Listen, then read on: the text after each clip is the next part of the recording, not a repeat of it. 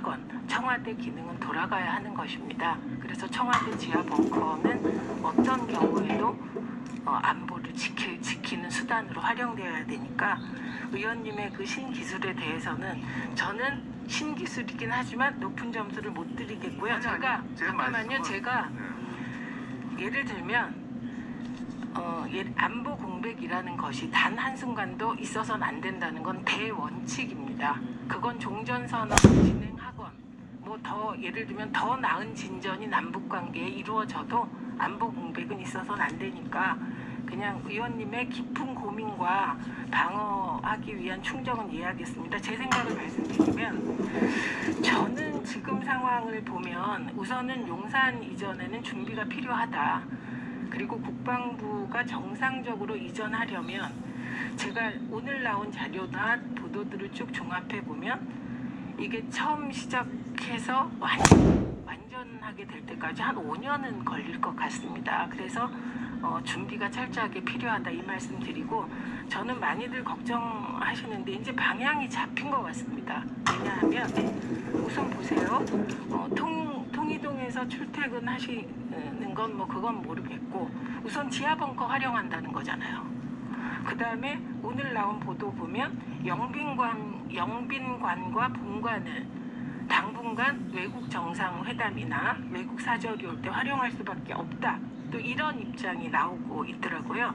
이렇게 보면 지하 벙커를 둔 상태에서 청와대 개방하는 게 되잖아요. 제가 아는 청와대 지하 벙커는 국가 기밀사항인데 그걸 놔두고 개방을 어느 수준까지 할까 이래서 다 조절이 될 것 같습니다. 그리고 보면 지하 벙커 쓰고 영빈관 쓰고 본관 쓰고 이렇게 되다 보면 좀 아까 많은 걱정을 공장장께서 하셨는데 기자들은 어디 있을 거냐 뭐 등등 하다 보면 이제 기자들이 머무는 브리핑룸은 쓰자 이런 얘기가 나올 것 같고요.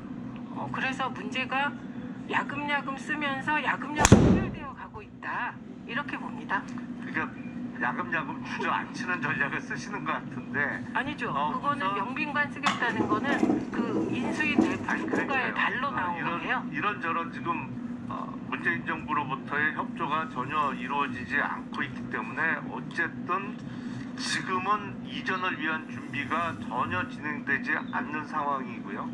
그리고 많은 분들이 공감하십니다만 지금 청와대 구조를 계속 앞으로 쓸 수는 없어요. 그러니까 대통령 직무실과 비서관들이 있는 여민관, 옛날에는 위민관이라고 했습니다만 그걸 이렇게 멀리 떨어져 놓은 채로 옛날에 임금이 어전회의를 개최하는 방식으로 계속 21세기를 진행할 수는 없거든요. 그러니까 청와대의 재구조화를 하더라도 최소 3년은 걸립니다. 그렇기 때문에 이전을 추진했던 것인데 이제는 뭐 시간을 두고 준비해서 다시 시작하는 수밖에 없죠. 5월 10일부터 준비를 시작해야겠죠. 근데 이 대목에서 한 번만 더 정리하겠습니다. 애초에 청와대를 폐지하기로 했던 것, 이전하기로 했던 것의 가장 기본적인 건 비서들과 대통령이 공간이 멀다가 아니었습니다. 그리고 문재인 대통령께서는 이미 여민관 3층에 집무실이 있고요.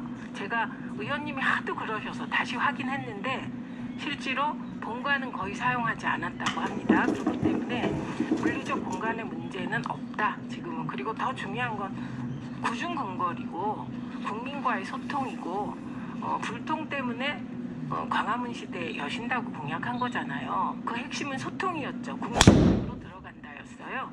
그런데 지금 인수위나 국민의힘 쪽에서 나오는 얘기는 국민과의 소통이나 그 본질적인 문제는 간데없고 주객이 전도된 말씀을 하고 계시다.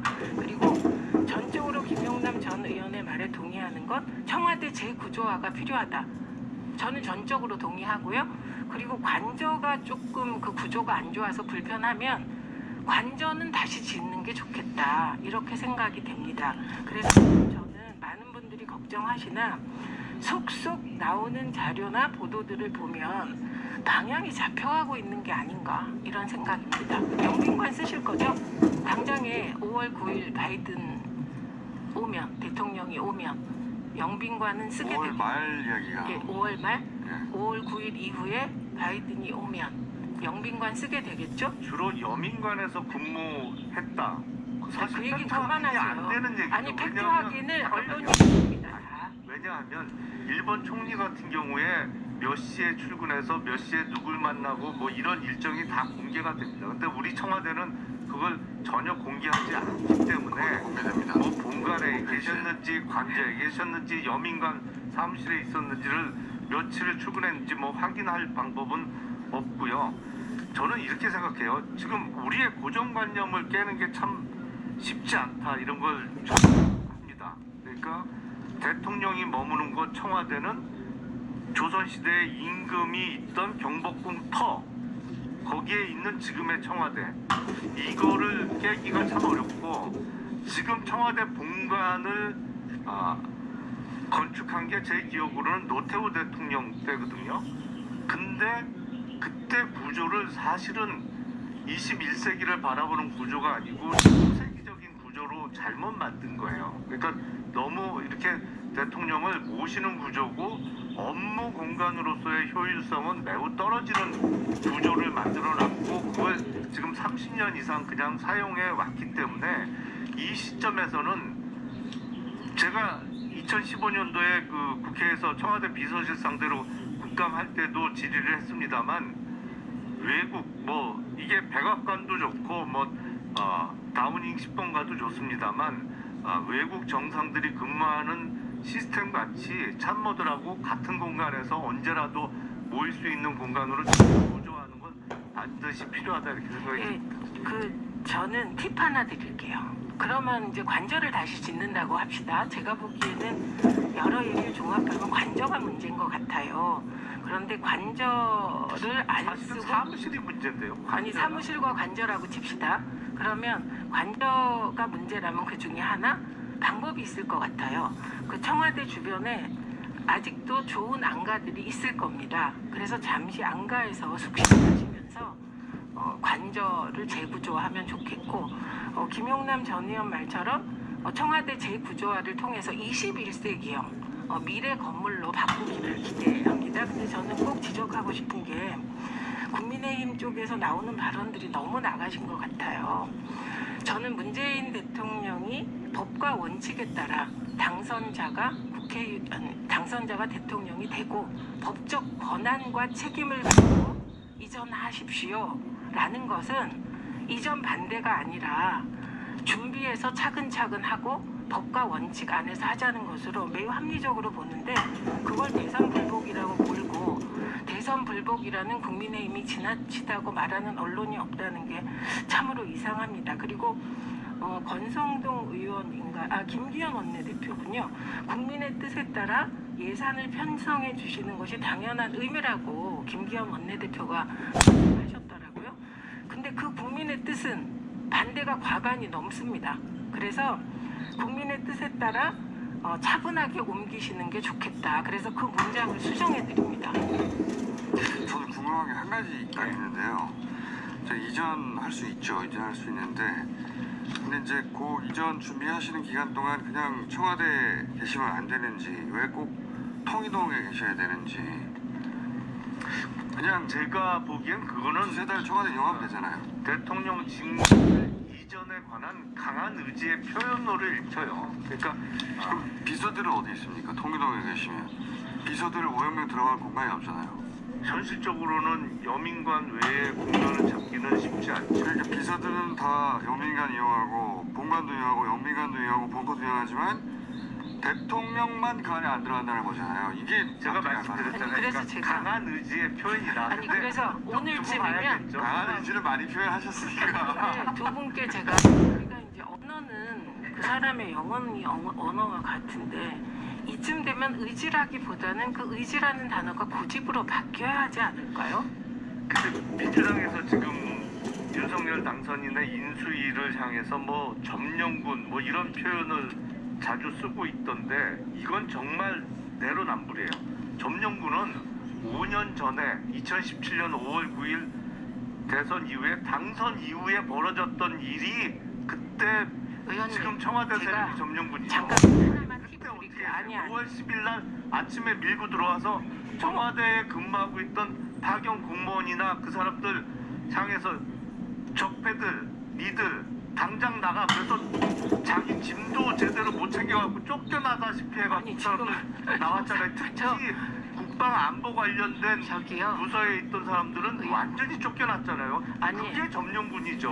5년 전에 지금 청와대 지금 있는 사람들이 했던 행태가 점령군이죠. 그게. 아니 5년 전과 현재를 비교하면서 과거에 이랬다 그러면서 약간의 소설을 가미하시는 거 저는 별로 도움이 안 된다고 생각합니다. 팩트입니다. 그리고 그냥 집권하면 점령군이라는 소리는 당연히 듣는다 이렇게 생각하시고 여유 있게 대응하셔야지. 그 점령군이라고 야당이 이제 곧 야당 될 민주당이 점령군이라고 한 거에 발끈하시면 그건 곤란하죠. 그리고 내로남불이 저는 너무 심해서 말씀드리는 그럼 거꾸로 내로남불이 너무 심한 거죠. 그래서 그리고 5년 전의 상황을 소환하는 건 국민의힘에 유리하지 않습니다. 5년 전 2월 17일 5월에 왜 선거가 치러졌습니까?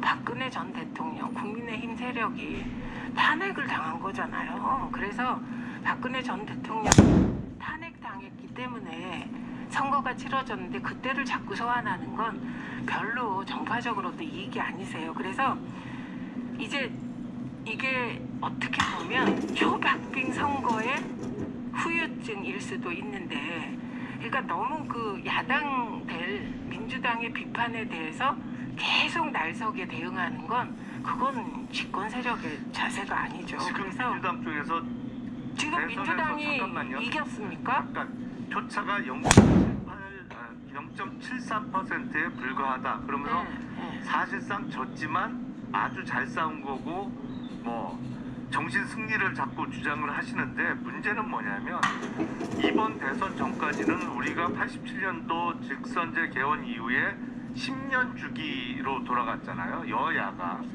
그런데 요번에 문재인 정부에서는 5년 만에 정권 교체가 됐습니다. 이거는 4년 중임제를 선택하고 있는 미국 같은 경우는 어떤 경우냐면 대부분의 대통령이 4년 중임에 성공합니다만 20년 내지 30년마다 한 명씩 4년 단임으로 끝나는 대통령들이 나와요.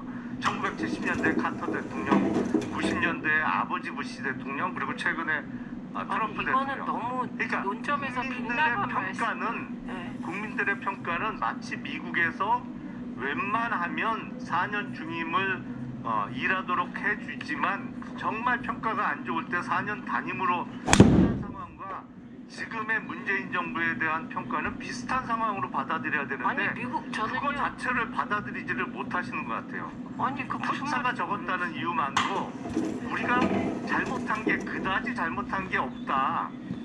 계속 그렇게 생각만 하시는 것 같아요. 아니 저는 그렇게 생각 안 합니다. 부동산 잘못도 있고요. 그리고 그 부동산 잘못에 대해서 특히 서울에서 심판받았다고 생각합니다. 그러니까 지금 한 얘기는 정말 죄송한 말씀인데 별로 논지에 맞는 것 같지가 않습니다. 그래서 제가 다른 얘기를 좀 하는 총재와 관련한 이 갈등에 대해서 얘기를 좀 했으면 합니다. 네.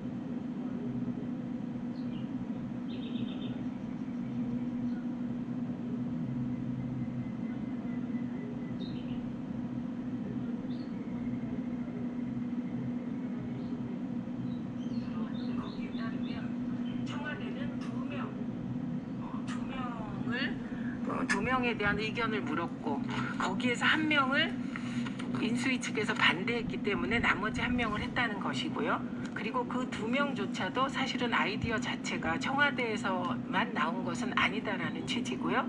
그런데 중요한 건 제가 추측컨대는 혹시 인수위 측에서도 확인해 봐야 될 것은 혹시 인수위 내부에서 이 2사람에 대한 판단이 엇갈릴 수 있었겠다. 그건 왕왕 일어나거든요. 그리고 새로운 인물에 대한 이야기가 나왔다고 하던데. 네, 그래서 이런 것들은 다 확인됐으면 좋겠고요.